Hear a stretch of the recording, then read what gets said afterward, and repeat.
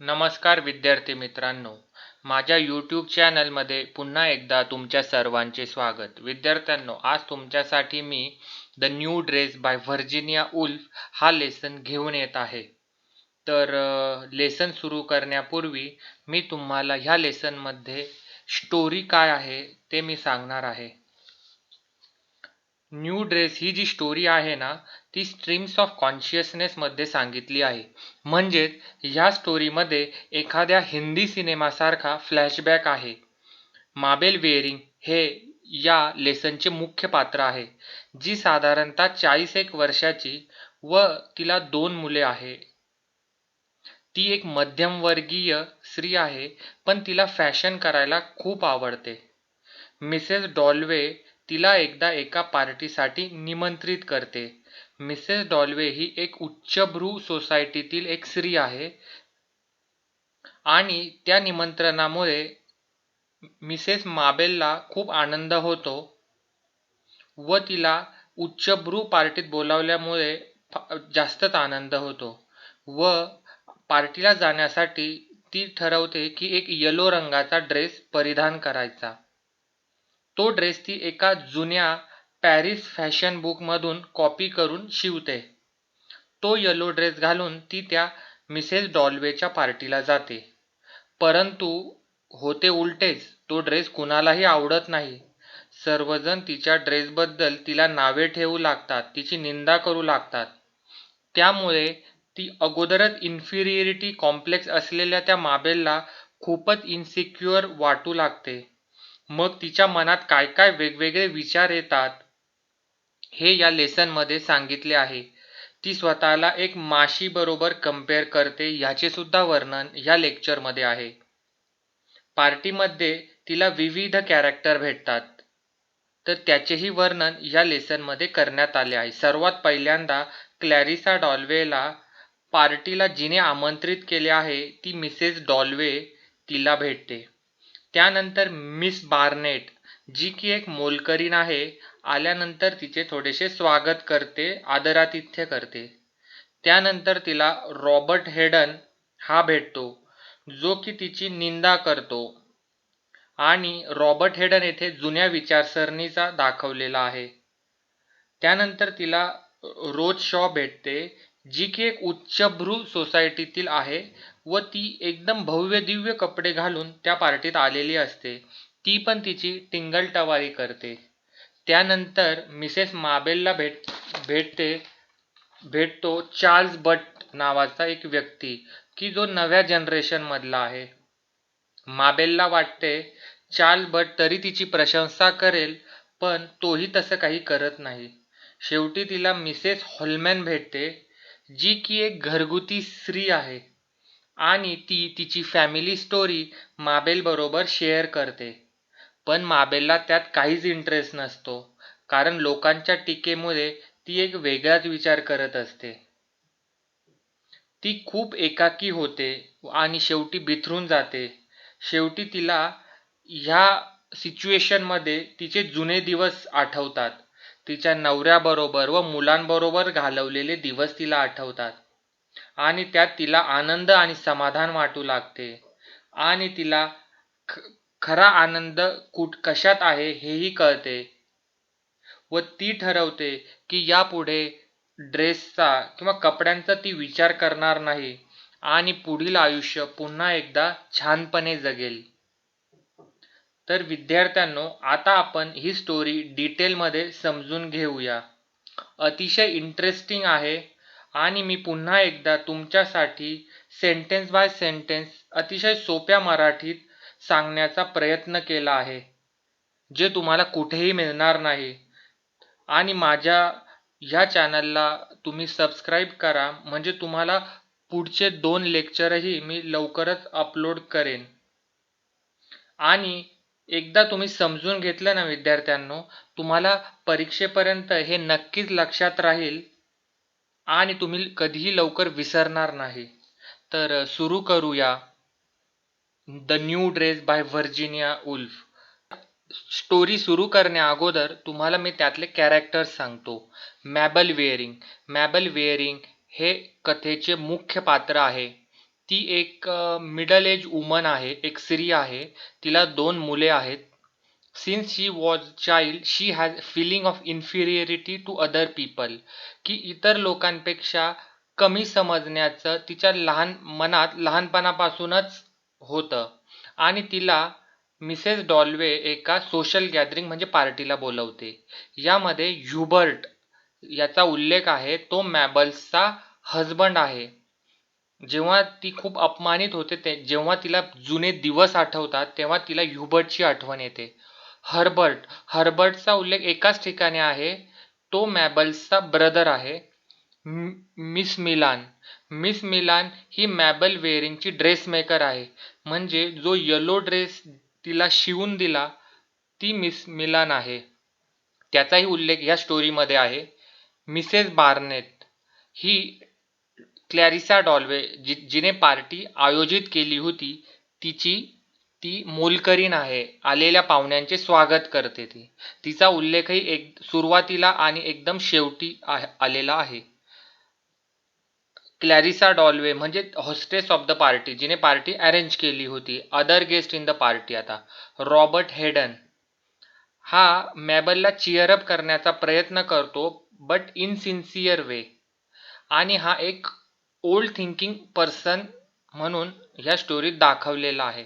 रोज शॉ ही एक उच्चभ्रू सोसायटीतील लेडी म्हणजे स्त्री आहे आणि ती एक न्यू एज वुमन म्हणजे न्यू एज वुमन म्हणून दाखवलेली आहे. त्यानंतर येतो चार्ल्स बर्ट.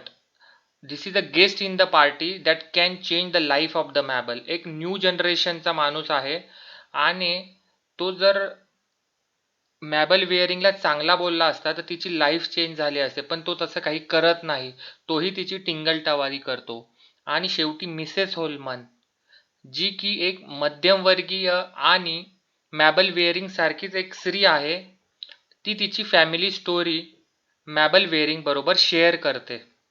तिचाही उल्लेख शेवटी देण्यात आलेला आहे. Mabel had her first serious suspicion. मॅबलला प्राथमिक भीतीदायक संशय आला. सिरियस म्हणजे भीतीदायक, सस्पिशियन म्हणजे संशय, फर्स्ट म्हणजे प्राथमिक. दॅट समथिंग वॉज रॉंग, काहीतरी चूक झाल्याचा. ॲज शी टूक हर क्लोक ऑफ, जेव्हा तिने तिचा कोट किंवा अंगरखा काढला. अँड मिसेस बार्नेट जी की तेथील मोलकरीण होती जी पाहुण्यांचं स्वागत करायची. While handling her the mirror, तिला आरसा दाखवत असताना. अँड टचिंग द ब्रशेस, आणि ब्रशला हाताळत असताना. अँड दस ड्रॉइंग हर अटेन्शन, आणि तिचं लक्ष वेधून घेतलं. परहॅप्स रादर मार्केडली, कदाचित अगदी स्पष्टपणे. टू ऑल द अप्लायन्सेस, सर्व उपकरणांनी. फॉर टायडिंग अँड इम्प्रूव्हिंग हेअर, जे की केस नीटनेटके आणि सुधारित करतात. कॉम्प्लेक्शन म्हणजे रंगरूप चमकवणारे. क्लोथ्स म्हणजे कपडे सजवणारे इन्स्ट्रुमेंट किंवा appliances. Which existed on the dressing table, जे की ड्रेसिंग टेबलवर अस्तित्वात होते.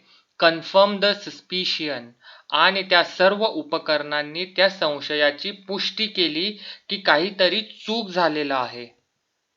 That it was not right, की ते बरोबर नाही. नॉट क्वाईट राईट, ते अजिबात बरोबर नाही. Which growing stronger as she went अपस्टेअर्स, आणि तिची ही जी समज होती काहीतरी चूक झाल्याची ती अधिकच विकसित होत गेली. ग्रोविंग स्ट्रॉंगर, वेंट अपस्टेअर्स जेव्हा ती वरच्या मजल्यावर जात असताना. अँड स्प्रिंगिंग ॲट हर, आणि एखाद्या स्प्रिंग सारखी तिची ती समज परत परत तिच्या डोक्यात येत होती. With conviction as she greeted Clarissa Dalloway, आणि तिची ती जी समजूत होती ती अजूनच दृढ झाली. कन्व्हिक्शन म्हणजे खात्री झाली. ॲज शी ग्रीटेड क्लॅरिसा डॉल्वेला ग्रीटेड म्हणजे अभिवादन किंवा हाय हॅलो करताना. पार्टीत ती जस्ट आली होती आणि क्लॅरिसा डॉल्वेने तिथे पार्टी दिली होती, तर तिने हाय हॅलो करताना तिची ही समज अधिकच दृढ झाली. She went straight to the far end of the room, ती तडक खोलीच्या अगदी शेवटच्या टोकाकडे गेली. टू अ शेडेड कॉर्नर, एका अंधाऱ्या कोपऱ्यात जिथे अपुरा प्रकाश होता. ग्लास, अ लुकिंग ग्लास हंग, आणि एक तिथे टांगलेला आरसा तिला दिसला. अँड लुक्ड, आणि तिने त्यात बघितले. No, it was not right. नाही, हे बरोबर नाही. and and at the once the misery which she always tried to hide, आणि ती नेहमी ज्या दुर्दशेला म्हणजे मिझरीला लपविण्याचा प्रयत्न करत असे, ट्राईड टू हाईड, ते उघड झाले. द प्रोफाऊंड डिससॅटिस्फॅक्शन, प्रोफाऊंड म्हणजे तीव्र, डिससॅटिस्फॅक्शन म्हणजे असमाधानी. तिला खूप असमाधानी वाटले. द सेन्स शी हॅड, तिला जी जाणीव होती, ever since she was a child, अगदी लहानपणापासून, of being inferior to other people, इतर लोकांपेक्षा स्वतःला कमी किंवा निकृष्ट लेखण्याची, सेट अपॉन हर, जी तिच्या मनात तयार झाली होती. रिलेंटलेसली, रिमोर्सलेसली, अविरतपणे, निर्दयपणे, with an intensity which she could not bit of, आणि जी तीव्र भावना होती तिला ती कधीही हरवू शकली नाही. ती भावना तिच्यावर नेहमी हवीच राहिली आहे. As she would when she woke at night at home by reading Borrow or Scott, आणि जेव्हा ती रात्री लहान असताना घरी झोपेतून जशी उठत असे बोरो आणि स्कॉट ह्या लेखकाचे पुस्तक वाचून. For oh these men, oh these women, हे पुरुष, ह्या बायका, ऑल वेअर थिंकिंग, आणि ती वर्तमान काळात आली, आणि ऑल वेअर थिंकिंग, आणि तिला आता वाटू लागले, सर्व विचार करीत होते. व्हॉट्स मॅबल वेअरिंग, माबेलने काय परिधान केले आहे. What a fright she looks, ती किती भीतीदायक दिसत आहे. What a hideous new dress, किती भयंकर आहे हा नवीन dress. Their eyelids flickering as they came up and then their lids shutting rather tight, आणि तिला बघताच त्यांचे डोळे फ्लिकरिंग म्हणजे चमकणे, चमकू लागत कुतूहल असल्यासारखे, आणि लगेच त्यांचे डोळे बंद होत भ्रमनिरास होऊन, कारण त्यांना तिचा जो येलो ड्रेस ती घालून आली तो आवडला नव्हता. It was her own appalling इन ॲडिक्वसी, हा तिचा ॲपलिंग म्हणजे थक्क करणारा, इन ॲडिक्वसी अपुरेपणा होता. हा तिचा थक्क करणारा अपुरेपणा होता. तिच्या नवीन ड्रेसची फॅशन करताना काहीतरी अपुरेपणा त्यात राहिला. हर कॉवार्डिस, तिचा तो भ्याडपणा. हर मीन, मीन म्हणजे इथे तिची क्षुद्र वृत्ती म्हणजे औदार्याचा अभाव. A water sprinkle blood that depress her, आणि पाण्यासारखे पातळ रक्त. लेखिका इथं असं, ती खूप गरीब होती आणि तरी ती ती फॅशन करायला गेली आणि तिथे ती फसली. तिला आणखीनच उदास करत होते. And at once the whole of the room were, आणि एका वेळी संपूर्ण खोली, जिथे for ever so many hour, जिथे बऱ्याच तासांपर्यंत she had planned with the little dress maker, तिने एका लहान ड्रेस मेकर बरोबर पार्टीला कसे जायचे याची योजना जी केली होती. How it was to go seem sordid, आणि ती सर्व योजना ही अत्यंत सॉर्डिड म्हणजे खराब, आणि रिपल्सिव्ह म्हणजे तिरस्करणीय झाली. And her own drawing room so shabby, आणि तिच्या ड्रॉइंग रूम म्हणजे दिवाणखाना घराचा, आणि तिचा स्वतःचा दिवाणखाना अतिशय शॅबी म्हणजे जुनाट होता. And her self going out, आणि यावरून ती गरीब आहे हे सिद्ध होते, अतिशय जुनाट, आणि स्वतः बाहेर जाताना. And going out and herself going out, स्वतः बाहेर जाताना. Puffed up with vanity at she touch the letters on the hall table and sed, आणि हॉलमधल्या ज्या टेबलावर स्पर्श करताना आता पफ्ड अप म्हणजे फास्ट ब्रीदिंग. आता तिला काय झालं, तिला लोक चिडवत होते त्यामुळे तिचा श्वासोच्छ्वास आपण रागात असताना कसा जोरात होतो तसा तिचा तो झालेला होता. पफ्ड अप म्हणजे रागामुळे श्वासोच्छ्वास जोरात सुरू झाला. अँड व्हॅनिटी, व्हॅनिटी म्हणजे दुसरा अर्थ त्याचा फुशारकी पण होतो, फुशारक्या मारणे, बढाया करणे. पण इथे व्हॅनिटी म्हणजे व्यर्थ, हा त्याचा योग्य वापर होईल. म्हणजे व्हॅनिटी या शब्दाचा इथे योग्य वापर होणार आहे. तर हॉलमधील टेबलांना स्पर्श करताना तिचा श्वासाच्या रागामुळे जोरात सुरू झाला व ती स्वतःला व्यर्थ, युजलेस वाटली, आणि ती स्वतःला म्हणाली, how dull to show off, किती कंटाळवाणे झाले. टू शो ऑफ म्हणजे मी इथे भास मारणे. हा शब्द वापरलेला आहे. All this now SIM unutterably silly.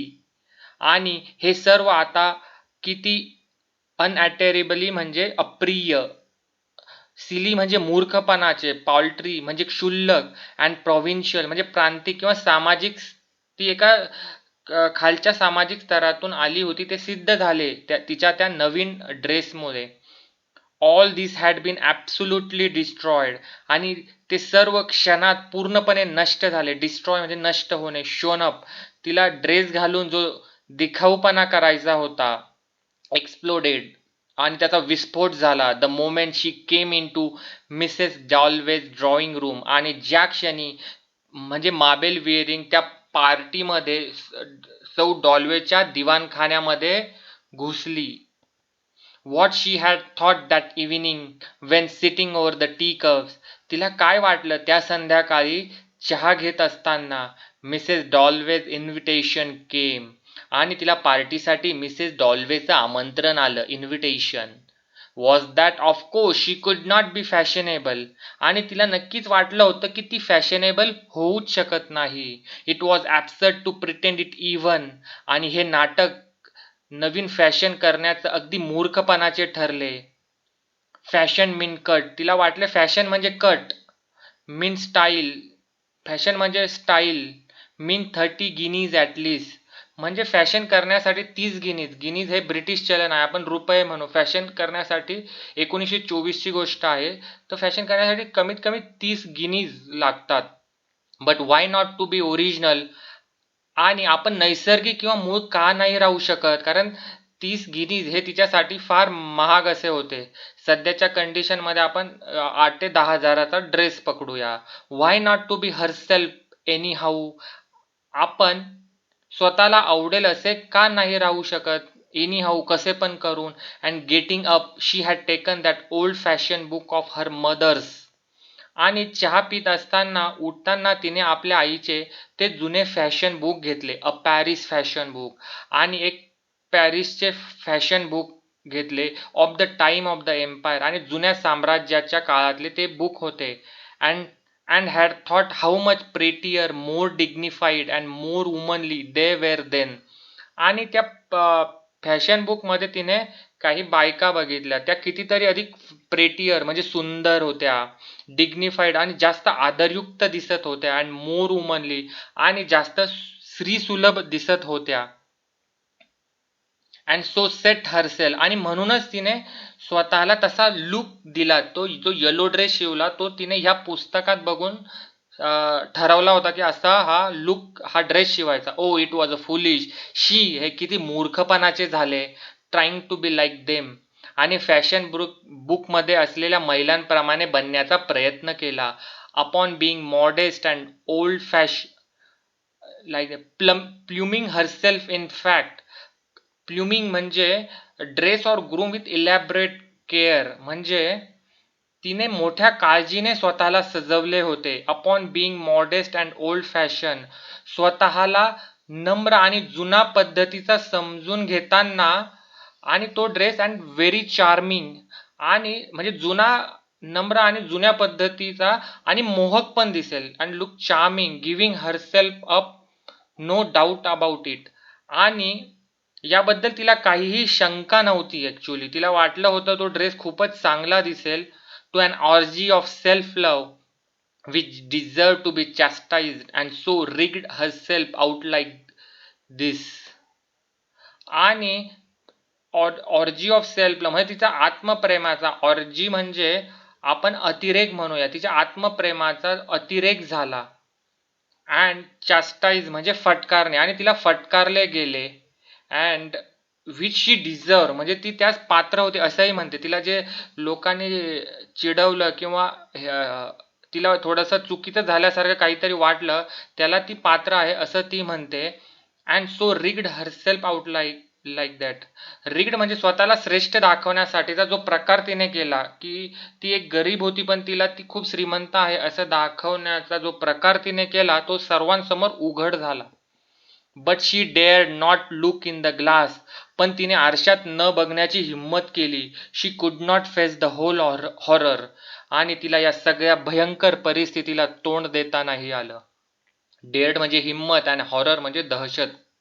The pale yellow आणि तो फिकट पिवळा रंग असलेला तिचा dress, idiotically old fashion silk dress, मूर्खासारखा एका जुन्या काळचा रेशमी लांब skirt, old fashion silk dress with long skirt and its high sleeves, आणि तिच्या त्या लांब बाह्या अँड इट्स वेस्ट, आणि त्या ड्रेसचे ते कमरेतलं माप, and all the things that look so charming in the fashion book.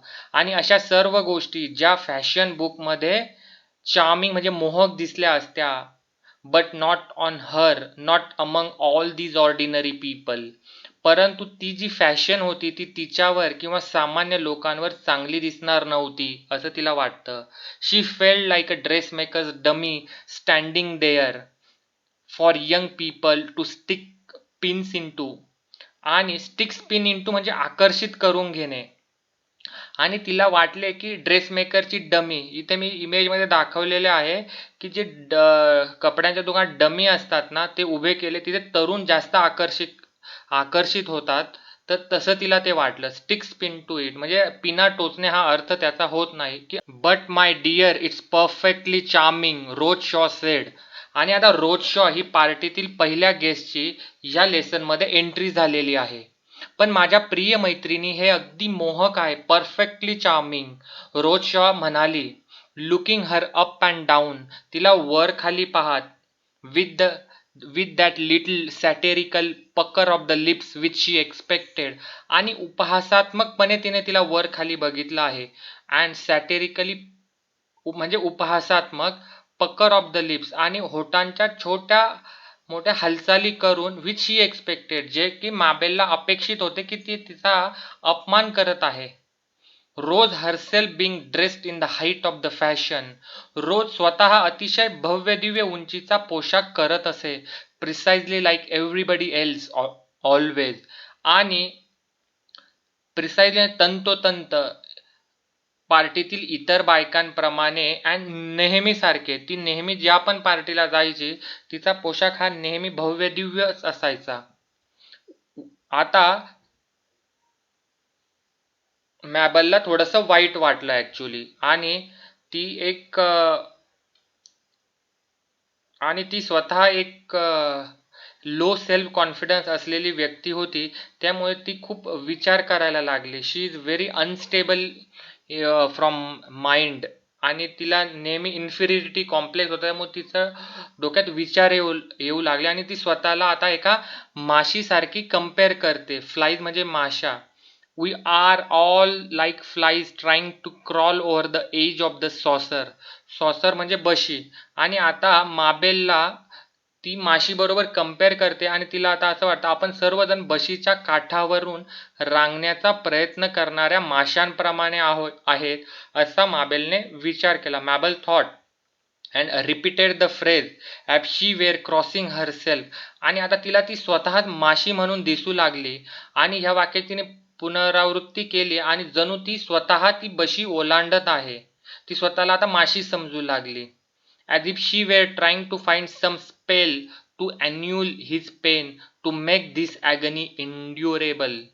आणि स्पेल म्हणजे काहीतरी दैवी चमत्कार, आणि ॲन्युअल म्हणजे कमी करणे, अँड ॲगनी म्हणजे वेदना.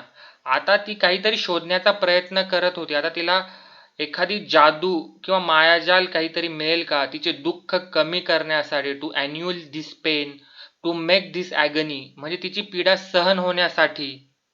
तिला आता कोणाच्या तरी सपोर्टची गरज वाटू लागते, आणि ती तो विचार करते आहे.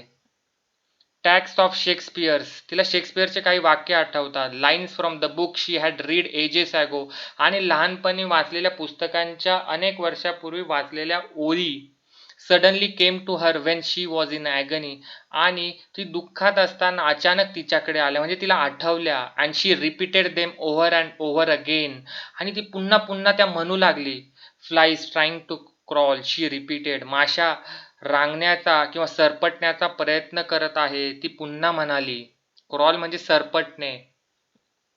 If she could say that over often enough and make herself see the flies, जर ती अशी बरेचदा म्हणत स्वतःला माशी म्हणून उडताना बघायला लागते. शी वुड बिकम नम, चिल, फ्रोझन, डम. नम म्हणजे सुन्न होणे, चिल म्हणजे थंडगार, फ्रोझन म्हणजे गोठलेले आणि डम म्हणजे मुका. जेव्हा ती स्वतःला माशी म्हणून बघायला लागते ना, तेव्हा ती सुन्न, थंड, गोठलेली, मूकबधीर होत असे.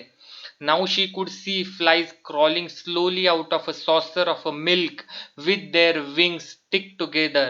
आणि आता ती बघू लागते की ती ज्या माशा आहेत ते दूध असलेल्या बशीमधून सरपटत बाहेर निघत आहे. Crawling slowly out of the saucer of a milk, their wings tuck together. आणि त्या दुधामुळे त्या माशांचे पंख एकमेकांना चिकटलेले आहेत. And she strained and strained. आणि ती खूप तणावाखाली गेली. तिला रोज असं बोलल्यामुळे आणि काहीतरी चुकल्यामुळे ती एकदम अशी स्ट्रेस झाली, तणावाखाली गेली. Standing in front of the looking glass, listening to Rose Shaw. आणि आरशात उभे राहून स्वतःला न्याहाळत होती आणि रोज शॉला ऐकत होती. To make herself see Rose Shaw. आणि आता ती स्वतःला रोज शॉ झाल्यासारखे बघू लागली. And all other people there as a flies. आणि पार्टीमधील सर्व लोकांना माशी झाल्यासारखं ती बघू लागली. Trying to hoist themselves out of something or into the something. आणि त्या सर्व माशांना एखाद्या गोष्टीतून स्वतःला बाहेर काढण्याचा प्रयत्न करताना ती बघू लागली. Or into the something. Meagre, insignificant, toiling flies. Meagre म्हणजे कमी दर्जाचे. इनसिग्निफिकंट म्हणजे क्षुल्लक. टॉयलिंग फ्लाईज म्हणजे परिश्रम करणाऱ्या. म्हणजे ती काही जणांना कमी दर्जाच्या, क्षुल्लक आणि निरर्थक मेहनत करणाऱ्या माशांसारखे ती बघू लागली पार्टीतील इतर जणांना. But she could not see them like that. पण आता ती इतरांनाही त्या माशीसारखी बघूच शकली नाही. Not other people. शी सॉ हरसेल्फ लाईक दॅट. आणि तिने स्वतःला माशी झाल्यासारखं बघितलं. She was a fly. आणि ती स्वतः माशी आहे. But others were dragon flies. आणि ती एक छोटीशी माशी आणि बाकीचे ड्रॅगन फ्लाईज. ड्रॅगन फ्लायची इमेज दाखवली आहे. काही जण तिला घोडेही असेही म्हणायचे. Dragon flies, butterflies. काही जण तिला फुलपाखरांसारखे दिसू लागले. काही जण सुंदर कीटकांसारखे, beautiful insects, dancing, fluttering, skimming. आणि ते जे सुंदर किडे, काही जण डान्सिंग म्हणजे नृत्य करते, फ्लटरिंग म्हणजे फडफड करताना, स्किमिंग म्हणजे उड्या मारताना. While she alone dragged herself out of the saucer. आणि ती एकटी स्वतःला ती एक माशी समजून स्वतःला बशीमध्ये अडकली आहे आणि स्वतःला बाहेर ओढत आहे अशी ती स्वतःला समजू लागली. Envy and spite, the most detestable of the vices, were her chief faults. दुर्गुणांपैकी सर्वात घृणास्पद हेवा व मत्सर हे तिचे प्रमुख दोष होते. I feel like some dowdy, decrepit, horribly dingy old fly, she said. ती म्हणाली, तिला असं वाटलं की फॅशन कळत नसणारी नीरस म्हणजे डावडी, डेक्रिपिट म्हणजे वृद्ध आणि कुमकुमवत, हॉरिबल म्हणजे भयानक आणि डिंगी म्हणजे रंगहीन. तर ती स्वतःला फॅशन कळत नसणारी नीरस, वृद्ध आणि कुमकुमवत मनाची भयानक रंगहीन माशी समजू लागते. Making Robert Haydon. आता रॉबर्ट हेडनची एंट्री झालेली आहे तिथल्या त्या गेस्टची. Making Robert Haydon stop just to hear her say that. आणि ती हे जे काही म्हणत होती हे ऐकून रॉबर्ट हेडन तिथेच थांबला. just to hear say that, just to reassure herself by furbishing up a poor weak-kneed phrase. आणि तिला खात्री देण्यासाठी, रिॲश्युअर किंवा तिला डिचवण्यासाठी की ती सहज घाबरून जाणारी स्त्री आहे म्हणजे वीक नीड फ्रेज असं वाक्य वापरून तो तिला म्हणतो. And so showing how detach she was. आणि हे म्हणून तो दाखवू इच्छितो की माबेल वेरिंग किती अलिप्त आहे, हाऊ विटी किती मजेदार कॅरेक्टर आहे, that she did not feel in the list out of anything. आणि रॉबर्ट हेडन तिला अलिप्त किंवा मजेदार असा म्हटला त्यामुळे तिच्यावर कसलाही कमीपणा तिला वाटणार नव्हता आणि तिला त्याबद्दल काहीही वाटलंही नाही. कारण तिला माहिती आहे की रॉबर्ट हेडन तिला त्याने डिवचलं आहे. And of course Robert Hayden answered something, आणि अर्थातच रॉबर्ट हेडनने काहीतरी उत्तर दिले. ती जे बोलली होती स्वतःला डिक्रिपिट हॉरिबल डिंगी, हे रॉबर्ट हेडनने ऐकलं आहे आणि आता तो म्हणाला, आणि अर्थातच रॉबर्ट हेडन म्हणाला क्वाईट पोलाईट क्वाईट इनसिन्सिअर, अगदी सभ्य आणि खोडकर भाषेत तो बोलला. इनसिन्सिअर म्हणजे काहीतरी ढोंगी किंवा लबाड असाही त्याचा अर्थ होतो. विच शी सॉ थ्रू इन्स्टंटली म्हणजे तिला ते त्वरित समजलं की हा आपल्याला त्याने आपला मजाक उडवला आहे तिने घातलेल्या ड्रेस बद्दल. And she said to herself directly he went, आणि ती स्वतःला म्हणाली आणि ती थेट गेली, किंवा पुन्हा म्हणाली अगेन फ्रॉम सम बुक, आणि पुन्हा काहीतरी वाचलेल्या पुस्तकातून तिला आठवले लाईज लाईज लाईज, खोटं खोटं खोटं, for a party makes things either much more real or much less real. आणि रॉबर्ट हेडनने तिला डिवचल्यामुळे ती खूप रागात आली आणि तिला आता वाटू लागले हे सर्व खोटं खोटं आहे, आणि पार्टीमधील काही गोष्टी अधिक खऱ्या होतात किंवा काही गोष्टी कमी खऱ्या किंवा खोट्या बनतात असं तिला वाटू लागतं. शी थॉट, तिने विचार केला. She saw in a flash to the bottom of the Robert Haydon's heart, आणि एका झटक्यात तिने रॉबर्ट हेडनच्या हृदयाच्या तळाशी बघितलं. शी सॉ थ्रू एव्हरीथिंग, तिने सर्व काही बघितलं.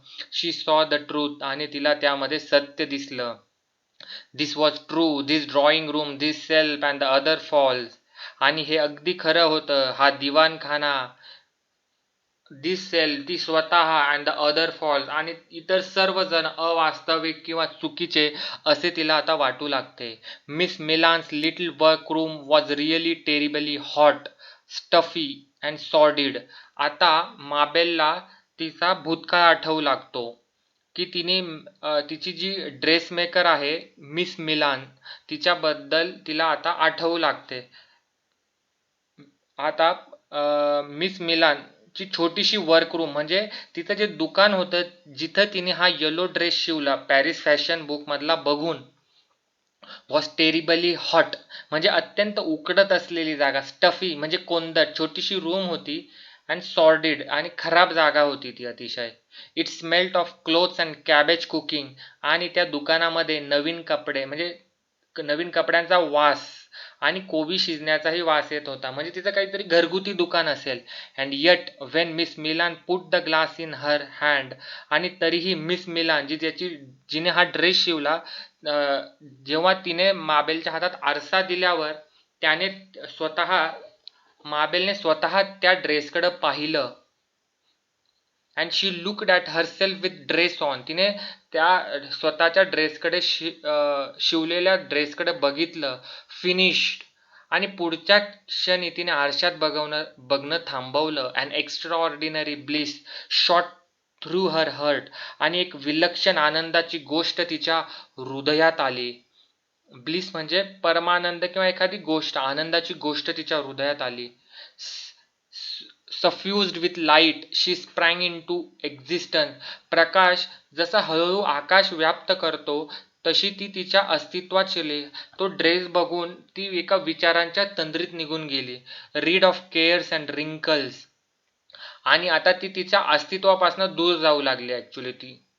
Read of CARES and wrinkles, आणि काळजी, रीड ऑफ केअर्स म्हणजे काळजीपासून मुक्त, रिंकल्स सुरकुत्यांपासून मुक्त, कारण माबेल ही 40 वर्षाची होती. काळजी म्हणजे तिला 2 मुलांची आणि तिच्या नवऱ्याची जी काळजी, आणि सुरकुत्या म्हणजे ती सुरकुत्यांना विसरून गेली. तो ड्रेस परिधान केल्यामुळे तिला काहीतरी वेगळंच वाटू लागले.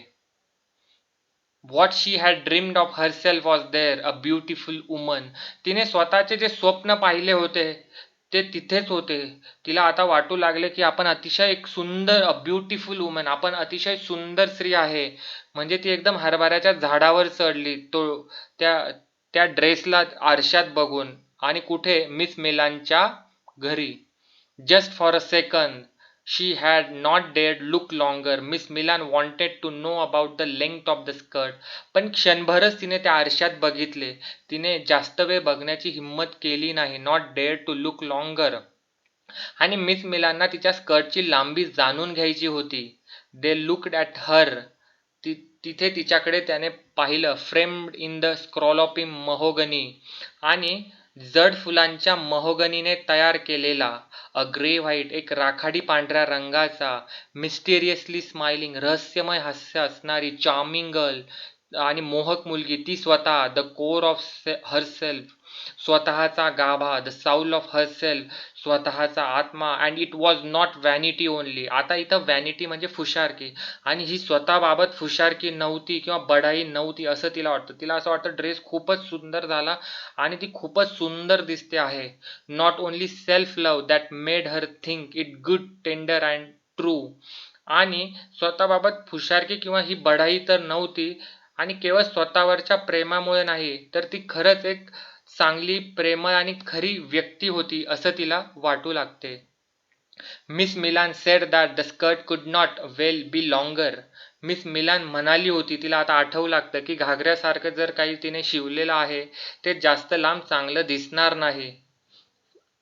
Miss Milan Pickering Miss Milan puckering her forehead, considering with all her wits about her must be shorter.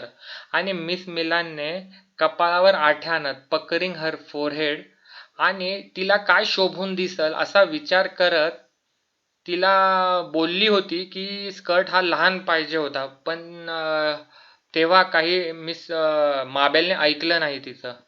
And she felt suddenly honestly full of love for Miss Milan. आणि मिस मिलानने तिला खरंच एक चांगला सजेशन तिला दिलं होतं, पण तिने ते ऐकलं नाही. पण तिला आता अचानक मिस मिलानबद्दल हॉनेस्टली, प्रामाणिक हेतूने प्रेम निर्माण झालं, love for Miss Milan. And Miss Milan much more fonder of Miss Milan than any of the in the whole world. आणि तिला मिस मिलानवर संपूर्ण जगातल्या कुणापेक्षाही जास्त प्रेम तिच्या मनात निर्माण झालं. अँड कुड have cried for a PT.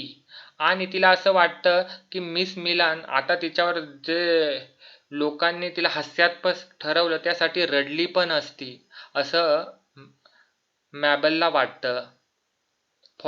Cried for a pity that she should be crawling on the floor with her mouth full of pins and her face red and her eyes bulging. आणि आता ती जी म्हटली की miss Milan तिला सहानुभूती दाखवण्यासाठी रडली पण असते, आणि ती क्रॉलिंग ऑन द फ्लोअर, ती जमिनीवर रेंगाळते आहे, her mouth full of pins. आणि फुल ऑफ पिन्स म्हणजे mouth full of uncomfortable truth you don't want to accept. म्हणजे लोक जरी खरं बोलत असेल आपल्यावर वाईट टिप्पणी, पण आपल्याला ते ॲक्सेप्ट नाही करायचं आहे, तर त्याला असं म्हणतात. आणि तिला न पचणाऱ्या वाईट टिप्पणीमुळे तिचा चेहरा लाल आणि डोळे सुजलेले होते. That one human being should be doing this for another. आणि एका मनुष्य प्राण्याने दुसऱ्यासाठी हे केलेच पाहिजे असे मॅबलला वाटते.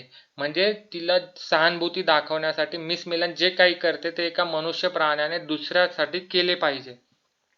And she saw them all as a human beings merely. आणि मिस मिलन त्या सर्वांना फक्त मनुष्य प्राणी म्हणूनच बघत असते. And herself going off to her party. आणि ती स्वतः मात्र डॉल्वेच्या पार्टीत जाणार होती.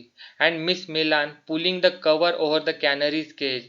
आणि आता मिस मिलान तिथे असलेले कॅनरी जो पक्षी आहे तिचा पिंजरा तिच्या घरी होता, तर तिने त्यावरचं झाकण उघडलं हे जेव्हा संवाद चालू होता तेव्हा. आणि or letting him pick a hemseed from between her lips. आणि त्या पक्षाला त्याच्या ओठांमधून गांजाची किंवा तागाची बी भरवते. And the thought of this side of a human nature and its patience and its endurance. आणि तिने या सर्वांचा विचार केला, आणि मिस मिलानचा मानवी स्वभाव हा तिला खूप आवडला. तिचा हा जो मानवी स्वभावाचा पैलू आहे, this side of the human nature and its patience, Miss मिलानचा संयम अँड इट्स इंड्युरन्स म्हणजे तिची सहनशीलता, and its being content with such a miserable. आणि ती अतिशय being content with such a miserable, scanty, sordid little pleasures filled her eyes with tear. आणि तिच्या इंड्युरन्स म्हणजे सहनशीलता, आणि ती थोड्याशाही आनंदात समाधानी असायची. तिच्या तटपुंजा, हलाखीच्या आणि दुःखद परिस्थितीतही ती समाधान मानायची. या तिच्या स्वभावामुळे तिच्या डोळ्यात अश्रू तरळले. And now the whole thing had vanish. आणि परत ती त्या पार्टीमध्ये आली. आता ती इट इज ही कविता आहे स्ट्रीम ऑफ कॉन्शियसची. तर ती विचार करत तिचा जो ड्रेस शिवला मिस मिलाने तिथं गेली. आता ती परत पार्टीत आली. All thing had vanish. आणि आता हे सर्व काही गायब झालं होतं. The dress, the room, the love, the pity, the scrolloping looking glass and the Canaries cage. तो जो ड्रेस होता, ती मिस मिलांची खोली, तिचा प्रेम, दयाभाव, आरशात दिसणारा तिने जो बघितलेला जो फुलांचा पेहराव आणि कॅनरी पक्षाचा जो पिंजरा होता मिस मिलांच्या घरी, सर्वच गायब झाले अचानक. All vanish. And here she was in a corner of Mrs Dalloway's drawing room. आणि ती इथे एकटी बिचारी त्या कोपऱ्यात मिसेस डॉल्वेच्या दिवाणखान्याच्या एका कोपऱ्यात उभी होती.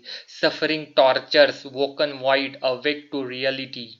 आणि यातना सोसत woken wide awake to reality म्हणजे आणि वास्तवाला सामोरं जात. But it was all so paltry, weak blooded and petty minded to care so much at her age with 2 children. आणि आता तिच्यावर जी टीका झाली त्यामुळे तिला आता वाटू लागले की इतक्या क्षुल्लक, पॉल्ट्री, वीक ब्लडेड म्हणजे कुमकुमवत आणि पेटी माइंडेड म्हणजे लहान सहान गोष्टीकडे लक्ष देण्याची किस काढू ची गरज नव्हती. With 2 children to be so utterly dependent on people's opinion. आणि ह्या वयात 40 वर्षाच्या वयात तिला 2 मुलं असणाऱ्या स्त्रीला अजूनही ती पूर्णपणे लोकांच्या मतावर अवलंबून होती. And not have principle or conviction. आणि लोकांच्या आणि तिला स्वतःचे तत्व आणि स्वतःवर विश्वासही नव्हता. Not to be able to say as other people did. आणि इतर लोकांप्रमाणे ती आहे असंही तिला म्हणता येणार नाही. म्हणजे ती थोडीशी ॲबनॉर्मल आहे असं तिला आता वाटू लागते. देर इज अ शेक्सपियर, तिथे शेक्सपियर आहे. देर इज अ डेथ, तिथे मृत्यू आहे. We are all weevils in a captain's biscuit or whatever it was that people did say. आणि आपण जण सर्व एखाद्या बोटीवरच्या कॅप्टनच्या बिस्किटातले किडे आहोत किंवा लोक जे काही बोलले ते आपण आहोत असे तिला वाटायचे. आता इथे कॅप्टनचंच बिस्कुट का बोलले तर मी इंटरनेटवर सर्च केलं तेव्हाचा जो ब्रेड होता वेव्हिल्स या वर्डसाठी की नाविक हे समुद्रात जास्त दिवस राहायचे तर त्या एक बेकिंग प्रोसेसमधनं आणि वेव्हिल्स ॲज अ इन्फेस्टेड म्हणजे त्यापासून आपण दही कसं बनवतो तसंच ते किड्यांचा उल्लेख तिथे आलेला आहे. She faced herself straight in the glass. तिने स्वतःला थेट आरशासमोर नेले. She pecked at her left shoulder. तिने तिच्या डाव्या खांद्यावर डोकावले किंवा किस घेतला. She issued out in the room. आणि ती तडक खोलीतून बाहेर पडली. As if spears were thrown at her yellow dress from all sides. आणि जणू भाले किंवा नजरेचे जे तीर आहे ते तिच्या पिवळ्या ड्रेसवर सर्व बाजूंनी फेकले जात आहे. But instead of looking fierce or tragic as Rose Shaw would have done. आणि रोज शॉ जी आता एक उच्चभ्रू आणि हायफाय कपडे घालणारी स्त्री तिला भेटली तर ती क्रुद्ध आणि भयंकर दिसण्याऐवजी Rose Shaw would have look like a Boadicea. आणि जर तिच्या जागी आता रोज शॉ असते तर ती ब्रिटिश राणीसारखी दिसली असती. परंतु माबेल स्वतः लुक लाईक अ फुलिश. पण माबेल मूर्ख दिसू लागली, सेल्फ कॉन्शियस, आत्मजागरूक वाटू लागली. And simple like a school girl. आणि एखादी हास्य व लाजाळू शाळकरी मुलगी वाटू लागली. Slouch across the room. संपूर्ण रूममध्ये एखाद्या आळशी माणसासारखी ती वावरत होती. पॉझिटिव्हली स्लिंकिंग म्हणजे पाय न घासत सरपटत आपण जातो तशी ती पुढं जात होती. As if she were a beaten mongrel. जणू मारहाण केलेले एका मिश्र जाती. मॉन्ग्रेल म्हणजे एक मिश्र जातीय कुत्रा आहे. एखाद्या कुत्र्याला कशी मारहाण केलेली आहे तशी ती स्वतःला त्या कुत्र्याबरोबर कम्पेअर करते. मिश्र जातीय कुत्री किंवा कुत्रा आहे. And looked at a picture and engraving. आणि एक एंग्रेविंग म्हणजे एका कोरीव चित्राकडे बघत ती उभी राहती त्या दिवाणखान्यात जिथे पार्टी होत असते. As if one went to a party to look at a picture. आणि जणू काही पार्टीला जाऊन फक्त कोरीव चित्रांकडे किंवा मूर्तीकडे बघायचे असते असं माबेल दाखवते. Everybody knew why she did it. It was from shame, from humiliation. तिने काय असं केलं हे सर्वांना माहीत होतं. हे एक लाजिरवाणं, शेम म्हणजे लाजिरवाणं होतं आणि अपमानास्पद सुद्धा होतं. Now the flies in the saucer, ती परत स्वतःला माशाबरोबर कम्पेअर करू लागते. आता माशी बशीच्या मध्ये आहे, अगदी मध्यभागी. शी सेड टू हरसेल्फ, ती स्वतःलाच म्हणू लागते. राईट इन द मिडल म्हणजे अगदी मध्यभागी. And can't get out and the milk, आणि ती त्या दुधातून बाहेर पडूच शकत नाही असं तिला वाटत. आता ती त्या लोकांमध्ये पूर्णपणे अडकून गेलेली आहे. तिच्या त्या येलो ड्रेसमुळे ती हास्यास्पद ठरू लागली असं तिला आता वाटू लागले, आणि त्यातनं बाहेर निसटण्याचा मार्ग तिला आता दिसत नव्हता. She thought, rigidly staring at the picture is sticking its wing together. आणि त्या चित्राकडे ती कठोरपणे पाहत, माशीचे पंख एकत्र चिकटले आहेत, आता तिला उडता येत नाहीये असा विचार करू लागली. "It's so old-fashioned," she said to Charles Burt, making him stop, which by itself he hated, on his way to talk to someone else. ही खूप जुन्या काळची फॅशन वाटते, ती चार्ल्स बर्टला म्हणाली, आणि दुसऱ्या एखाद्याशी बोलण्याच्या मार्गावर असताना चार्ल्स बर्टला तिथे थांबवले. आणि चार्ल्स बर्ट हा एक नवीन विचारसरणीचा व्यक्ती आहे. त्याला नेहमीच जुन्या फॅशनचा राग होता. She meant, or she tried to make herself think that she meant, and it was the picture and not her dress that was old fashioned.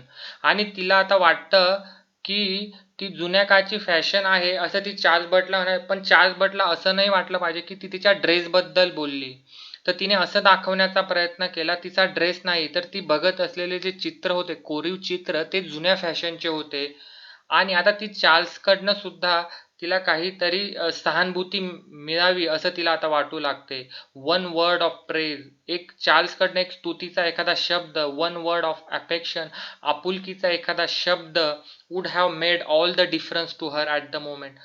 आणि तिचा चार्ल्सचा स्तुती किंवा आपुलकीचा ती ह्या शब्दाने तिच्या, आता ती खूप दुखावली गेलेली आहे, तिच्यात बदल झाला असता आणि तिला आनंद वाटला असता असं ती म्हणते.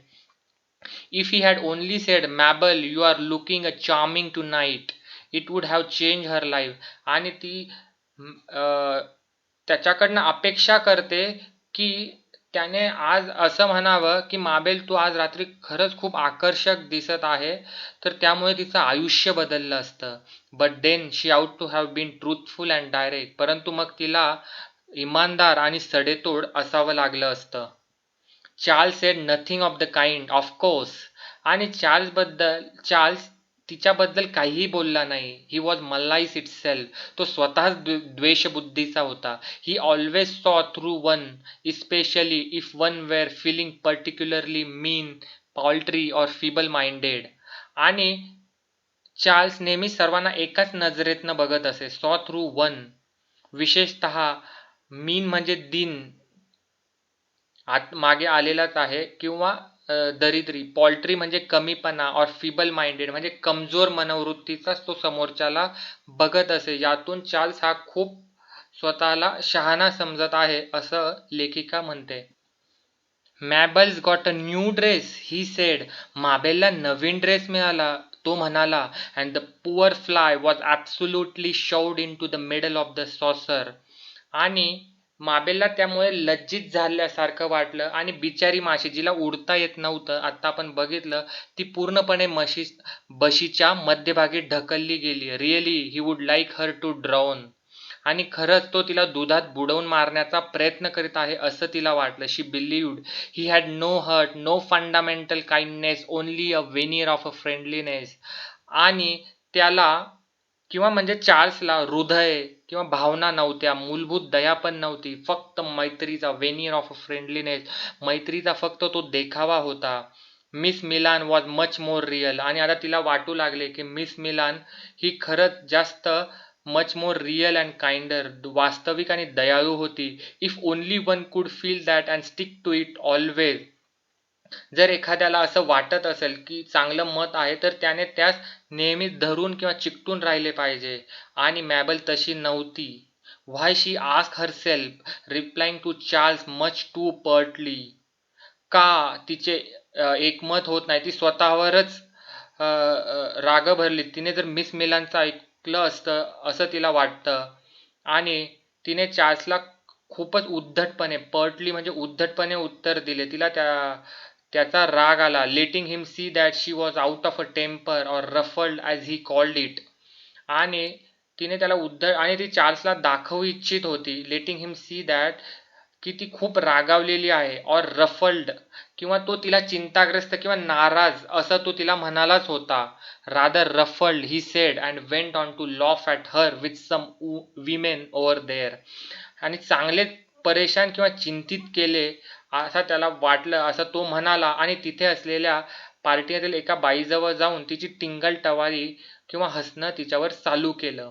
व्हाय शी आस्क हरसेल्फ, का तिने स्वतःला विचारले. Can't I feel one thing always, मी नेहमीच एका गोष्टीवर ठाम का राहू शकत नाही असं मॅबेलला वाटतं. Feel quite sure that Miss Milan is right and Charles wrong and stick to it. मला खात्री वाटते की मिस मिलान बरोबर आहे आणि चार्ल्स चुकीचा आहे आणि त्यावर मी ठाम राहिलेच पाहिजे. Feel sure about the canary and the pity and the love and not be whipped all around in a second by coming into a room full of people. आणि तिला पक्की खात्री झाली की मिस मिलानच्या इथे असणार कॅनरी पक्षी, तिचं दया, तिचं प्रेम याबद्दल आणि आपल्यावर चौफेर टीका केली जाऊ शकत नाही एका सेकंदात. Not to be whipped all round in a second. आणि coming into a room full of people आणि लोकांनी भरलेल्या किंवा त्या पार्टीत येऊन असं आता तिला वाटू लागते. It was her odious weak vacillating character again. आता तिला स्वतःचीच राग वाटू लागतो. ओडियस म्हणजे उग्र, तिरस्करणीय. वीक म्हणजे ती स्वतःला दुर्बल मानू लागते. व्हॅसिलेटिंग म्हणजे चंचल व्यक्तिरेखा. Always giving at the critical moment and not being seriously interested in. आणि तिचं जे व्यक्तिरेखा किंवा तिचा जो स्वभाव होता हा नेहमी महत्त्वाच्या क्षणीच हार मानायचा. And not being seriously interested in conchology. आणि तिला याच्यात इंटरेस्ट नव्हता. कॉन्कॉलॉजी म्हणजे शंखशास्त्र, इटिमॉलॉजी म्हणजे व्युत्पत्तीशास्त्र, बॉटनी म्हणजे वनस्पतीशास्त्र, आर्किओलॉजी म्हणजे पुरातत्वशास्त्र, cutting a potato and watching them fructify like Mary Dennis, like Violet Searle. आणि बटाटे कापणे आणि त्यांना वाढवणे यातही तिला फारसा रस नव्हता. मेरीज डेनी आणि व्हॉयलेट सरलेसारखा कदाचित तिचे लहानपणाचे मित्र किंवा मैत्रिणी असू शकतात. Then Mrs Holman seeing her standing there. आता मिसेस होल्मनची ह्या स्टोरीमध्ये एंट्री होते. मिसेस हॉल्मनची तिथे उभे असलेल्या माबेलकडे लक्ष जाते. Of course a thing like a dress was beneath Mrs Holman's notice. आणि ड्रेससारखं काहीतरी प्रकार झाला आहे हे मिसेस होल्मनच्या लक्षात आलं. With her family always tumbling downstairs or having the scarlet fever. आणि होल्मनही एक गरीब स्त्री जी की मिसेस मॅबलच्याच लेवलची आहे असं या स्टोरीत दाखवलं आहे. आणि तिचे कुटुंब नेहमीच असहाय्य आणि लाचार असायचं. अँड हॅव्हिंग स्कारलेट फीवर किंवा स्कारलेट हा एक प्रकारचा ताप आहे ज्याच्यामध्ये अंगावर लाल कलरच्या रेषा उमटतात असं यात दाखवलेलं आहे. एका लहान मुलाचा फोटो आणि त्याचे सिम्पटम्स मी तुम्हाला दाखवले. स्कारलेट फीवर हा फीवरचा एक प्रकार आहे. Could Mabel tell her if Elmthorpe was ever let for August and September. Mabel तिला सांगू शकेल का. एल्मथॉर्प हे इंग्लंडमधील एक गाव आहे. ते माबेलने सप्टेंबर किंवा ऑगस्टमध्ये का सोडले. आता ही तिला विचारू इच्छिते. Oh it was a conversation that bored her unutterably. अरे यार, ह्या संभाषणाने माबेलला अकारण कंटाळलं गेलं. आता होलोमन माबेलला तिच्यामध्ये काही इंटरेस्ट नव्हता पण तरी ती तिच्या जवळ येऊन तिला विचारू लागली. त्यामुळे माबेलला कंटाळलं गेलं. अगोदरच ती खूप व्यथित झालेली होती. It made her furious to be treated like a house agent or messenger boy to be made use of. घरातील एजंट किंवा माहिती सांगणारा किंवा संदेशवाहक मुलगा म्हणून वापरले जात असल्यामुळे तिचा राग वाढला. कोणाचा तर मॅबलचा. Not to have value that was it. माबेलला वाटले की तिची काहीही किंमत नाही. She thought trying to grasp something hard something real while she tried to answer sensibly about. आणि माबेलला वाटलं काहीतरी कठीण काहीतरी वास्तविक समजण्याचा ती प्रयत्न करत होती. While she tried to answer sensibly, परंतु माबेल परंतु मिसेस होलमन विचारत असलेल्या प्रश्नांची पण ती व्यवस्थित उत्तरं देत होती. मिसेस होलमन तिला विचारत होत्या असलेल्या bathroom and the south aspect and the hot water to the top of the house, म्हणजे ते इकडच्याच हवा पाण्याच्या गप्पा मारत होत्या. बाथरूम, दक्षिण बाजू, घराच्या वर असलेले गरम पाणी याबद्दल तिने मिसेस होलमनला संवेदनशीलपणे उत्तर देण्याचा प्रयत्न केला.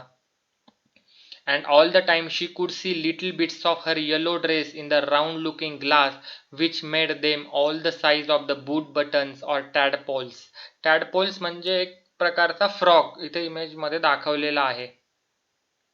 आणि तिला पिवळ्या ड्रेसचे थोडे थोडे भाग गोल आरशात तिला दिसत होते आणि ते तिला मोठे बटन किंवा फ्रॉक सारखे वाटू लागले. And it was amazing to think how much humiliation and agony and self-loathing and effort and passionate up and down of the feeling were contained in a thing the size of a 3 penny bead.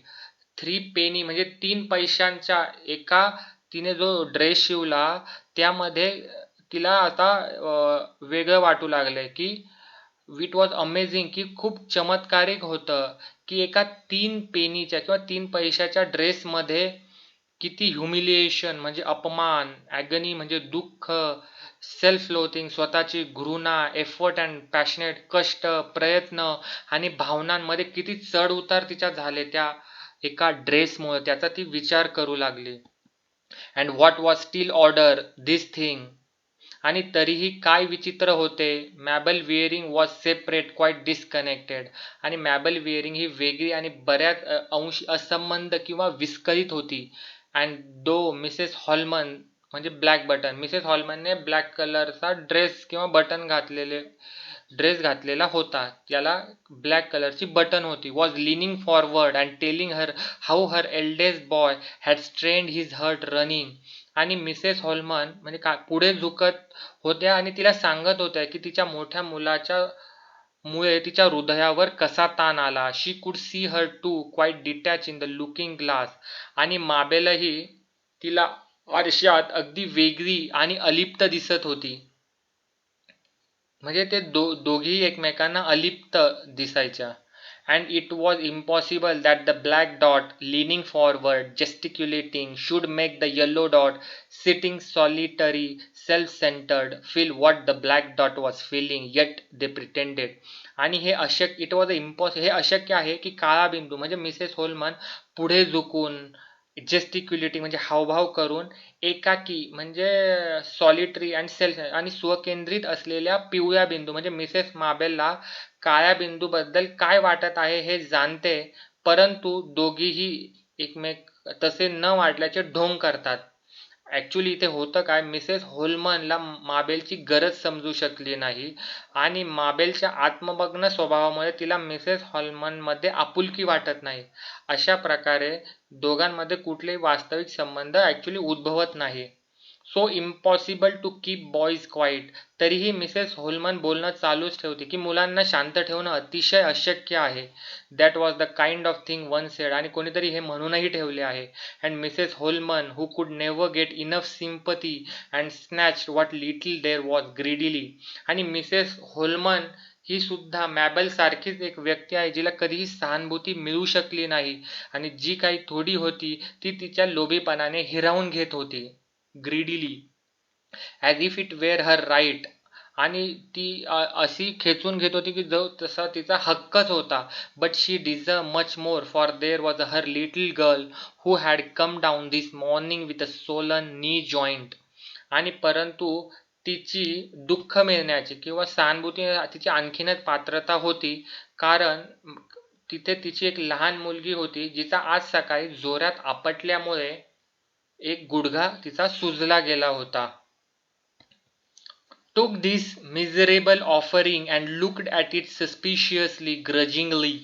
ही दयनीय भेट स्वीकारून, miserable offering, तिने त्याकडे संशयाने, suspiciously, grudgingly, कठोरपणे बघितलं. As if it were half penny when it ought to have been a pound. ती भेट जणू तिला काही अर्धा पेनीच वाटली जेव्हा तिला 1 पौंड असायला हवी होती. And put it away in her purse, आणि ती भेट तिने पर्समध्ये ठेवली. Must put up with it, mean and miserly though it was. तिला सोबत ठेवणे अतिशय आवश्यक होतं, जरी ती भेट मीन म्हणजे क्षुद्र, कमी वाटली किंवा मिझरली किंवा दुर्दैवाने मिळाली असं वाटलं तरी.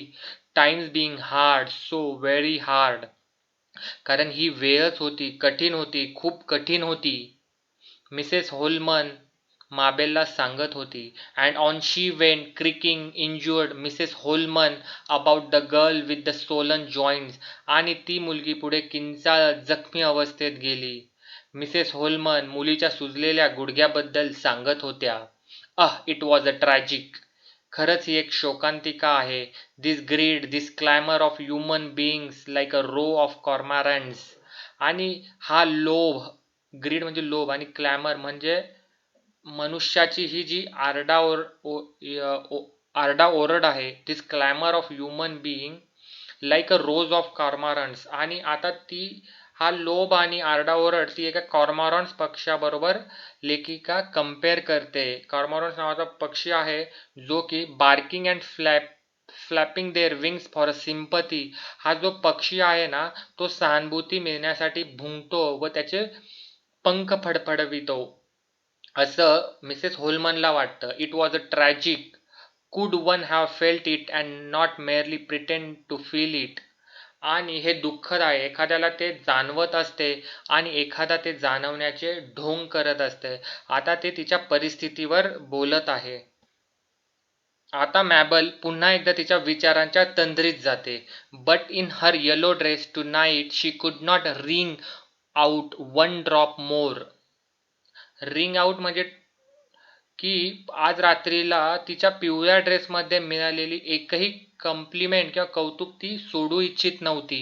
शी wanted it all for herself. आणि तिला हे सगळं हवं होतं आणि स्वतःसाठी हवं होतं. She knew. She kept on looking in to the glass, dipping into that dreadfully showing up a blue pool.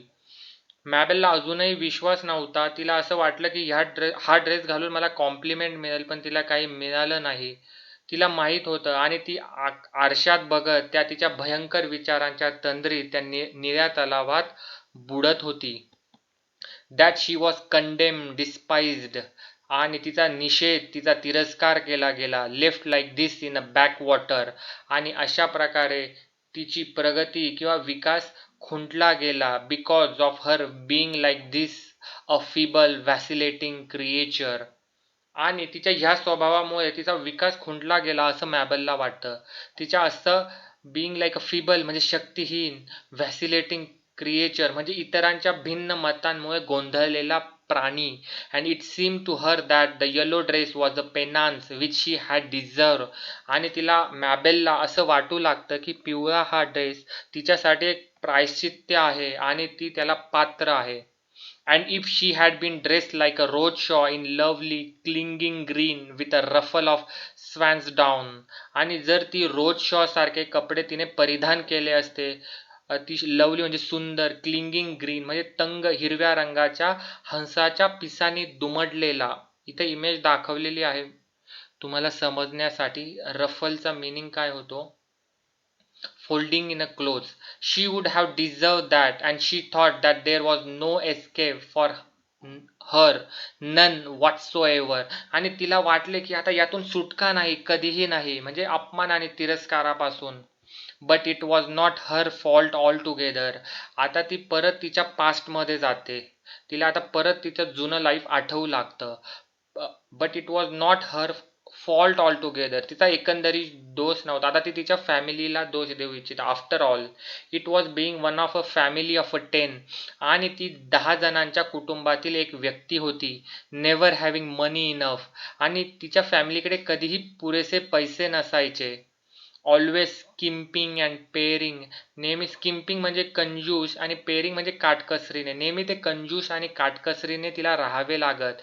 And her mother carrying great cans. आणि तिची आई काहीतरी डबे वाहायची. And the linoleum worn on the stairs edges. Linoleum म्हणजे जमिनीवर अंथरायचे कॅनव्हसचे जाड कापड. म्हणजे तिच्या जिन्यातलं जे कापड होतं ते कॅनव्हासचे ते सुद्धा नेहमी जीर्ण झालेले आहे, म्हणजे ती खूप गरीब आहे असं ती दाखवू इच्छिते. And one sordid little domestic tragedy after another, nothing catastrophic. आणि एका मागून एक आलेली तिची ती हलाखीची परिस्थिती आणि दुसरे काहीही विनाशकारी म्हणजे कॅटास्ट्रॉफिक किंवा आपत्तीमय असं काहीही नव्हतं असं ती म्हणते. म्हणजे ती स्वतःच आता बाबत सहानुभूती निर्माण करत आहे. द शिप फार्म फेलिंग, त्यांचे एक मेंढीचे शेत होते तेही अपयशी ठरले, बट नॉट अटरली. म्हणजे अपयशी होते पण परंतु पूर्ण म्हणजे थोडंफार चालायचं. Her eldest brother marrying beneath him but not very much. आणि तिचा मोठा भाऊ लग्न पण करतो पण न साजेशा दर्जाने म्हणजे अतिशय साधेपणाने. There was no romance. आणि त्या सगळ्यांमध्ये प्रेमही नव्हतं. Nothing extreme about them all. आणि टोकाचंही असं काही नव्हतं. They petered out respectably in seaside resorts. आणि समुद्र किनाऱ्यालगत असलेल्या रिसॉर्टमध्ये ते सन्मानाने राहिले आणि पिटर्ड आउट म्हणजे आणि हळूहळू ते कमीही होत गेलं असंही ती म्हणते. Every watering place had one of her aunts even now asleep in some lodging with the front windows not quite facing the sea. आणि ती असंही म्हणते की प्रत्येक वॉटरिंग प्लेस म्हणजे समुद्र किनाऱ्याजवळ असलेलं प्लेस, की समुद्र किनाऱ्याजवळ असलेल्या लॉजवर जरी त्याच्या खिडक्या एकदम सी फेसिंग नव्हत्या, एकदम समुद्राच्या समोर नव्हता, तरी तिची एखादी आंट्स म्हणजे काकू किंवा मावशी अजूनही एखाद्या लॉजवर असेल असं ती म्हणते. That was so like they. माबेलचेही अगदी त्यांच्यासारखेच होते. They had to squint at a things always. आणि त्यांना नेहमीच काही गोष्टींकडे कानाडोळा करावा लागायचा पैशांमुळे. And she had done the same. आणि तिनेही तेच केलं होतं. She was just like her aunts. आणि ती तिच्या काकू किंवा मावशीसारखीच होती. For all her dreams of living in India, married to some hero like Sir Henry Lawrence, some empire builder. आणि तिची काही स्वप्न होती. आता ही जी हा जो लेख किंवा ही स्टोरी आहे ही 1924च्या दरम्यानची आहे. तर तेव्हा भारतात इंग्रजांचं राज्य होतं. तिला तर सर हेनरी लॉरेन्स सारख्या हिरोशी तिला लग्न करायचं होतं, जो की भारतात एखादा इंग्रज ऑफिसर म्हणून होता किंवा काही साम्राज्य निर्माण करणारा सम एम्पायर बिल्डर किंवा एखाद्या बिल्डरशी तिला लग्न करायचं होतं. Steel the site of a native in a turban field her with a romance. आणि तरीही एका पगडीत राहणाऱ्या एका देशी रहिवाशाला बघून ती प्रेमाने भुलून जाते. म्हणजे तिचे स्वप्न होते की एका मोठ्या माणसाबरोबर लग्न करायचं, पण एक साध्या भोळ्या तिचा जो नवरा असतो ह्युबर्ट, जो पुढे येणार आहे, त्याला बघून ती त्याच्या प्रेमात पडते असं ती म्हणते. She had failed utterly. आणि ती पूर्णपणे अयशस्वी झाली होती. She had married Hubert. आणि तिने ह्युबर्टशी लग्न केलं होतं with his safe permanent underlings job in the law court. आणि कायदा न्यायालयात तो ह्युबर्ट एक छोटीशी कायमस्वरूपी सुरक्षित अशी नोकरी करत होते. And they manage tolerably in a smallish house. आणि ती एका छोट्याशा घरात तिला राहावं लागलं असं ती सांगते आहे. विदाऊट प्रॉपर मेड्स म्हणजे त्या घरात योग्य नोकरानी पण नव्हत्या, तिला स्वतःलाच ते काम करावं लागायचं. And hash when she was alone or just bread and butter. आणि त्या घरात हॅश म्हणजे a dish cooked of a meat cut into a small pieces and cooked again usually with potato. म्हणजे तिला मटण होतं ते शिळं मटण परत गरम करून बटाट्याबरोबर खावा लागायचं. हॅश म्हणजे म्हणजे शिळं मटण बटाट्याबरोबर ती खायची एकटा असताना, आणि ब्रेड आणि बटरवरही तिला राहावं लागलं. But now and then Mrs Holman was off. पण तिच्या विचारांच्या तंद्रीत असताना कधीतरी मिसेस हॉलमन तेथून निघून गेली. थिंकिंग हर. मिसेस हॉलमनला वाटले की माबेल मोस्ट ड्राईड अप, सर्वात जुन्या विचारसरणीची, अनसिम्पॅथेटिक ट्विग, सहानुभूती नसलेली एखादी झाडाची फांदी असते ना, तसं तिला वाटली की ज्याची गरज नाही. Met absurdly dressed. आणि हास्यास्पद पद्धतीने तिने जे कपडे घातले होते. And would tell everyone about Mabel's fantastic appearance. आणि माबेलच्या अद्भुत पेहरावाबद्दल सर्वांना सांगेल. Thought Mabel Waring. माबेल वेअरिंगला असं वाटलं की मिसेस होलमन तिच्या अद्भुत पेहरावाबद्दल इतर लोकांना सांगेल, पण तसं काही झालं नाही. Left alone on the blue sofa. निळ्या रंगाच्या एका सोफ्यावर एकटी असताना म्हणजे मिसेस हॉलमन निघून गेल्यानंतर, punching the cushion in order to look occupied. आणि व्यस्त आणि सक्रिय दिसावे म्हणून ती सोफ्यावर ठोसे मारत होती, कारण ती एकटीच बसलेली होती. For she would not join Charles Burt and Rose Shaw. आणि ती का एकटी बसली, तर तिला चार्ल्स बर्ट ज्याने तिला दुखावलं होतं आणि रोज शॉ यांच्यामध्ये सामील व्हायचे नव्हते. आणि and chattering like a magpies and perhaps laughing at her by the fireplace now and then. आणि मॅगपाई पक्ष्यांसारखे आता पार्टीत दोघं तिघं जण चिवचिव जसं करतात तसं तिने कम्पेअर केलं की ते दोघं मॅगपाई पक्ष्याला चिवचिव किंवा कुजबूज करणारा आणि कदाचित अधूनमधून फायर प्लेस म्हणजे तिथे असणारे जे फायर प्लेस जवळ उभे राहून तिच्याकडे बघून हसणाऱ्या असे तिला वाटले की तिला त्यांच्यामध्ये जायचं नव्हतं. They did come to her delicious moments. आणि आता तिला परत आठवू लागते तिचे जुने दिवस आणि आता ती परत तिच्या मधुर क्षणांवर आली. Reading the other night in bed for instance or down by the sea on the sand in the sun. आणि at Easter left her recall it. आता ती तिच्या मधुर उदाहरणार्थ तिला आता ईस्टरच्या दिवशी रात्री अंथरुणावर वाचन करताना किंवा संध्याकाळी समुद्राच्या वाळूवरून लोळत असतानाचे तिचे दिवस आठवू लागतात. Let her recall it a great tuft of pale sand grass standing all twisted like a shock of spears against the sky. आणि तिला आता आठवू लागते की एका फिकट वाळू अतिशय घट्ट व कडक गवताचे मोठे तुरे वळणदार भालांच्या पेंडीसारखे आकाशाकडे तोंड करून उभे आहेत. Which was a blue like a smooth China egg. And आणि ते सर्व आकाश निळ्या रंगाच्या एका गुळगुळीत अंड्यासारखे आहे असेही तिला आठवू लागते. So firm so hard and then the melody of the waves. आणि मग त्या गवताच्या ज्या पेंड्या आहे किंवा भाल्यासारखे जे आकाशाकडे तोंड करून उभे आहेत तर हवेमुळं त्याच्यात मधुर स्वर हश हश तयार व्हायचे आणि तिचे जे मुलं आहे तिथे पेडलिंग किंवा गवत तुडवताना जोरात होय म्हणायचे. असं तिला आता तिचे जुने चांगले दिवस तिला आठवू लागतात. It was a divine moment. आणि आता ते दैविक क्षण होते. And there she lay she felt in the hand of the goddess who was the world. आणि तिथे ती त्या गवताच्या पेंडीवर पडली आहे असे तिला वाटते आणि ती एका देवीच्या हातात पडली आहे जी जग चालवते. अ हार्ड हर्टेड एक काहीसे कठोर हृदय असलेली ती but very beautiful goddess a little lamb laid on the altar. पण अतिशय ती सुंदर देवी चर्चच्या पवित्र भागात. आता अल्टर म्हणजे चर्च मधील अत्यंत पवित्र भागात एक लहान कोकरू उभे असलेले तिला आता ते काही आठवू लागतं. One did think these silly things and it didn't matter so long as one never said them. तुम्ही एखाद्या मूर्खासारखा काहीही विचार करा पण जोपर्यंत तो तुमच्या मनात आहे किंवा तो तुम्ही कोणाला सांगत नाही तोपर्यंत काहीही फरक पडत नाही. And also the Hubert sometime she had quite unexpectedly. आणि ह्युबर्ट बरोबर म्हणजे तिचा नवरा बरोबरही तिला बऱ्याच अनपेक्षितपणे दैविक क्षण मिळाले असं ती म्हणते. Carving the mutton for a Sunday lunch. जसे रविवारी दुपारच्या जेवणासाठी मटन कापताना. For no reason opening a letter coming into a room. विनाकारण पत्र उघडत खोलीत येताना तिला ते दिव्य क्षण आठवू लागले. When she said to herself जेव्हा ती स्वतःला म्हणाली. For she would never say this to anybody else. आणि कारण ती हे दुसऱ्या कोणालाही सांगणार नव्हती. दिस इज इट हे असेच आहे. दिस हॅज हॅपन्ड हे असे घडले आहे. दिस इज इट हेच ते आहे. And the other way about it was equally surprising. आणि इतर मार्ग देखील तितकेच तिच्या आयुष्यातले आश्चर्यकारक म्हणजे सरप्रायझिंग होते. That is when everything was arrange म्हणजे जेव्हा सर्व काही अरेंज केलं होतं जसे की music weather holidays every reason for happiness was there.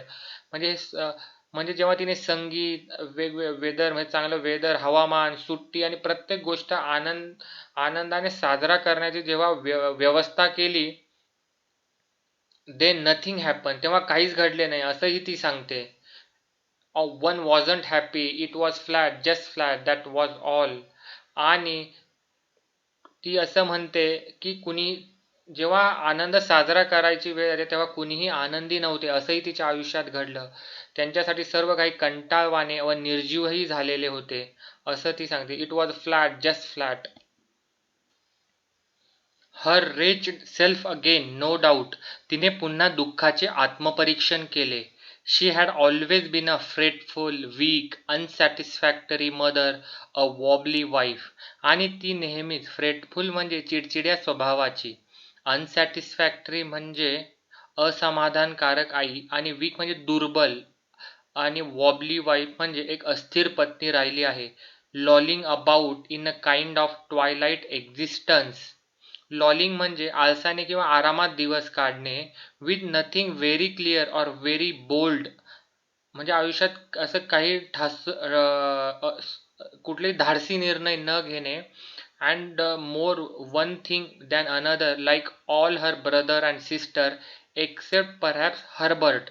Herbert हा तिचा जो भाऊ आहे, तो तिच्या भावा बहिणींपैकी हर्बर्ट सोडून कुणीही, म्हणजे एकापेक्षा जास्त गोष्टी न करता, more or one thing than another, सगळ्यांनीच त्यांचं आयुष्य संध्याकाळच्या प्रकाशाच्या अस्तित्वासारखं अस्पष्ट किंवा कुठलेही धाडसी निर्णय न घेता लॉलिंग म्हणजे आळसाने आणि आरामात काढले. They were all the same poor water went creature who did nothing. आणि ते शिरा दिसणारे, म्हणजे त्यांच्या गरिबीमुळे शिरा दिसणारे गरीब प्राणी, वॉटर वेंट क्रिएचर होते, ज्यांनी आयुष्यात काहीही केले नाही, असं लेखिका म्हणते. Then in the midst of the creeping, crawling life, suddenly she was on the crest of a wave. मग आयुष्याच्या मध्यावर हळूहळू विकसित होणारी आणि जवळजवळ न समजता येण्यासारख्या रेंगाळणाऱ्या जीवनात अचानक ती एका लाटेच्या शिखरावर आली. Crest of a wave. Crawling म्हणजे रेंगाळणे, क्रेस्ट म्हणजे शिखर, म्हणजे एका चांगल्या शिखरावरती तिच्या आयुष्यात आली. दॅट रेच्ड फ्लाय, ती दयनीय माशी. आता परत त्या माबेलला ती माशी आठवली. Where had she read the story that kept coming in to her mind about the fly and saucer. आणि तिने कुठेतरी वाचलेली माशी आणि बशीची गोष्ट सारखी तिच्या डोक्यात, तिच्या मनात येत होती. Struggle out, yes she had those moments. आणि आता आयुष्यात ती त्या परिस्थितीतून बाहेर पडण्यासाठी तिने खूप संघर्ष केला आहे. होय, तिच्या आयुष्यात असे क्षण तिने अनुभवले. Yes she had those moments. आणि आता ती त्या माशीसारखी, की त्या आता परिस्थितीतून बाहेर निघण्यासाठी खूप संघर्ष करत आहे असं तिला आता वाटू लागते. आणि तिने तिच्या आयुष्यात असे केले आहे असे ती म्हणते.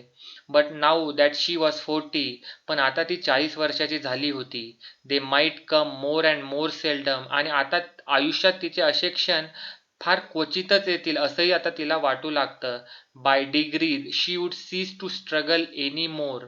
बाय डिग्री म्हणजे आता काही प्रमाणात ती संघर्ष करणे थांबवित आहे. But that was deplorable, that was not to be endured, that made her feel ashamed of herself. Deplorable म्हणजे निंदनीय होते. आता ती जी संघर्ष ती त्याला करणं थांबवत होती, ऍक्च्युली ते होतं निंदनीय. माणसाने आयुष्यात कधीही संघर्ष करणं थांबवलं नाही पाहिजे. And that was not to be endure, आणि ते सहन होणारही नव्हतं. That made her feel ashamed, आणि त्याच्यामुळे तिला स्वतःची लाज वाटली. She would go to the London library tomorrow. आता ती ठरवते की मी उद्या लंडनच्या लायब्ररीत जाणार. आता ती एक नवीन आयुष्य जगवण्याचं ठरवतं. She would find some wonderful, helpful, astonishing book quite by chance, a book by clergyman, by an American no one had ever heard of, or she would walk down the Strand and drop.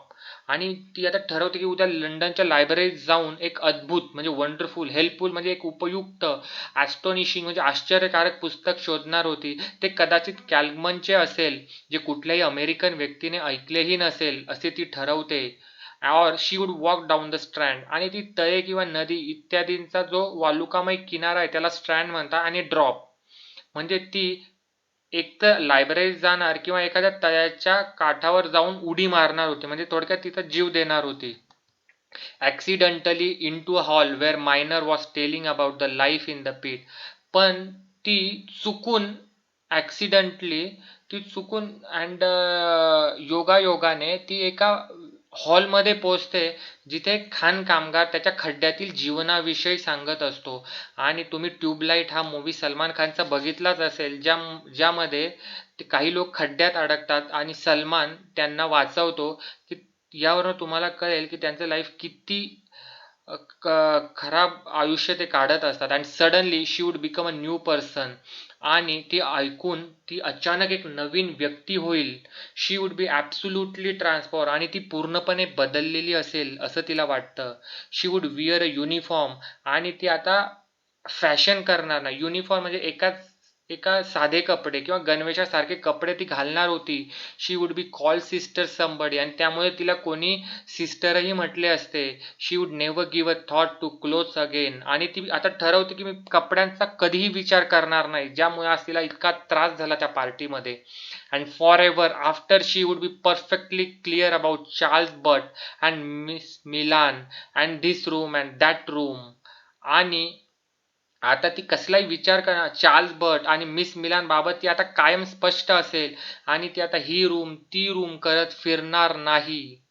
And it would be always day after day as if she were lying in the sun or carving the mutton it would be it.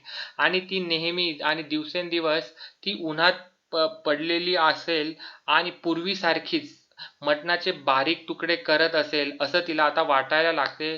आणि तिला ते जुने दिवसच तिला चांगले वाटायला लागतात आणि तशीच ती राहणार आहे. ती आता नक्की ते करेन. It would be it. So she got up from the blue sofa आणि बऱ्याच वेळापासून ती ब्लू सोफ्यावर हात आपटत बसलेली असते, तर ती आता त्या सोफ्यावरनं उठते. And the yellow button in the looking glass got up to. आणि लेखिका सांगते की काचेतच ती बघत असते आणि तिच्या ड्रेसवर असलेले बटनही तिच्याबरोबर उठते असं ती एक सांगते. And she waved her hand to Charles and Rose to show them she did not depend on them one scrap. आणि ती आता चार्ल्स आणि रोजला हात हलवून त्यांना दाखवू इच्छिते की स्क्रॅप म्हणजे एखादा भंगार, एका भंगार तुकड्याच्या कपड्यांवर तिचं मत आता अवलंबून असणार नाही. And the yellow button moved out of the looking glass आणि पिवळ्या रंगाचे बटन म्हणजे थोडक्यात ती आरशाच्या बाहेर निघाली. And all the spears were gathered in to her breast as she walk towards Mrs Dalloway and said good night. आणि आता सर्वांच्या नजरा किंवा आता स्पियर्स म्हणजे भाले, इथे नजरा म्हणूया की तिच्यावर जमल्या जेव्हा ती डॉल्वेकडे निघाली. म्हणजे जिने पार्टी आयोजित केली होती तिला आता म्हणायचं होतं शुभरात्री. आता तिला निघायचं होतं. आता ती एक नवीन लाईफ जगण्याचं ठरवते. But it's too early to go said Mrs Dalloway who was always so charming. परंतु आत्ता निघणे खूपच लवकर होत आहे, श्रीमती डॉल्वे म्हणाल्या, ज्या नेहमीच मोहक राहिल्या आहेत त्या पार्टीमध्ये. Charming. I am afraid I must said Mabel Waring. Afraid म्हणजे मला वाईट वाटते पण मला जावेच लागेल, मॅबल वेअरिंग म्हणाली. But she added in her weak, wobbly voice, which only sounded ridiculous when she tried to strengthen it. आता ती मॅबल वेअरिंगचा लो कॉन्फिडन्स असल्यामुळे ती दुर्बल आणि कर्कश आवाजात म्हणते. मात्र स्वतःला मजबूत दाखवण्याचा प्रयत्न करीत असताना ती एकदम हास्यास्पद वाटली. I have enjoy myself she said to Mrs Dalloway whom she met on the stairs. आणि मी पार्टीचा पूर्णपणे आनंद घेतला असं ती खोटं मिसेस डॉल्वेला जिन्यात भेटल्यावर सांगते. Lies lies lies she said to herself going downstairs. आणि डॉल्वेला भेटून ती निघते आणि स्वतः मनाशी म्हणते खोटं खोटं खोटं आणि जिन्यातून उतरत खाली जाते. राईट इन द सॉसर आणि पुन्हा एकदा बशीमध्ये. She said to herself as she thanked Mrs Barnet for helping her. आणि ती श्रीमती बार्नेटला थँक्यू म्हणते. कशासाठी? For helping her and wrapped herself round and round in the Chinese cloak she had worn these 20 years. आणि ती Mrs बार्नेटला thank you का म्हणते तर 20 वर्ष जो पार्टीला आल्यानंतर जो क्लोक उतरवून ठेवला श्रीमती बार्नेट परत तिला घालण्यास मदत करते आणि तिचं ते 20 वर्षापासून ते वापरत असलेल्या चिनी वस्त्रामध्ये ती तिला मॅबलला गोल गोल लपटते व तिचे आभार मानते.